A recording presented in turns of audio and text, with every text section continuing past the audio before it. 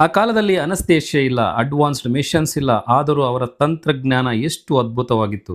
ಕ್ರಿಸ್ತಪೂರ್ವ 600ರ ಸುಮಾರಿಗೆ ಭಾರತದಲ್ಲಿ ಒಬ್ಬ ಮಹಾನ್ ವೈದ್ಯ ಬದುಕುತ್ತಿದ್ದ. ಅವರ ಹೆಸರು ಸುಶ್ರುತ. ಇವತ್ತಿಗೂ ಅವರನ್ನು ಫಾದರ್ ಆಫ್ ಸರ್ಜರಿ ಅಂತ ಕರೆಯುತ್ತಾರೆ. ಆ ಕಾಲದಲ್ಲಿ ವೈದ್ಯಕೀಯ ಅಂದರೆ ಮಂತ್ರ, ಜಪ, ಭಯ ಅಂತ ಜನ ಯೋಚಿಸುತ್ತಿದ್ದ ಸಮಯ. ಆದರೆ ಸುಶ್ರುತರು ಸೈನ್ಸ್ ಮತ್ತು ಪ್ರಾಕ್ಟಿಕಲ್ ನಾಲೆಡ್ಜ್ ಮೂಲಕ ಚಿಕಿತ್ಸೆ ನೀಡುತ್ತಿದ್ದರು. ಅವರು ಬರೆದ ಸುಶ್ರುತ ಸಂಹಿತ ಅನ್ನೋ ಗ್ರಂಥದಲ್ಲಿ 300ಕ್ಕೂ ಹೆಚ್ಚು ಸರ್ಜರೀಸ್ ಮತ್ತು 120ಕ್ಕೂ ಹೆಚ್ಚು ಸರ್ಜಿಕಲ್ ಇನ್ಸ್ಟ್ರೂಮೆಂಟ್ಸ್ ಬಗ್ಗೆ ವಿವರ ಇದೆ. ಅದರಲ್ಲೂ ಶಾಕಿಂಗ್ ವಿಷಯ ಏನು ಗೊತ್ತಾ? ಇವತ್ತು ಮಾಡರ್ನ್ ಹಾಸ್ಪಿಟಲ್ಸ್ನಲ್ಲಿ ಮಾಡುವ ಪ್ಲಾಸ್ಟಿಕ್ ಸರ್ಜರಿ ತರಹದ ಆಪರೇಷನ್ ಅನ್ನು ಅವರು ಸಾವಿರಾರು ವರ್ಷಗಳ ಹಿಂದೆಯೇ ಮಾಡುತ್ತಿದ್ದರು. ಯುದ್ಧಗಳಲ್ಲಿ ಅಥವಾ ಶಿಕ್ಷೆ ವೇಳೆ ಮೂಗು ಕತ್ತರಿಸಲ್ಪಟ್ಟವರಿಗೆ ಅವರ ಚರ್ಮ ಬಳಸಿಕೊಂಡು ಮತ್ತೆ ಹೊಸ ಮೂಗು ರೂಪಿಸುತ್ತಿದ್ದರು.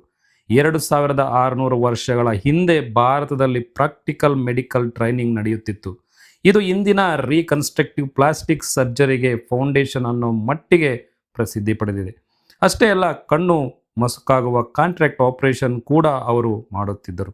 ಸುಶ್ರುತರು ವೈದ್ಯರಿಗೆ ಒಂದು ಮಾತು ಹೇಳುತ್ತಿದ್ದರು: ಕೇವಲ ಪುಸ್ತಕ ಓದಿದರೆ ಸಾಕಾಗಲ್ಲ, ಪ್ರಾಕ್ಟೀಸ್ ಮತ್ತು ಈಕ್ವಲ್ ಕೂಡ ಇಂಪಾರ್ಟೆಂಟ್ ಎಂದು.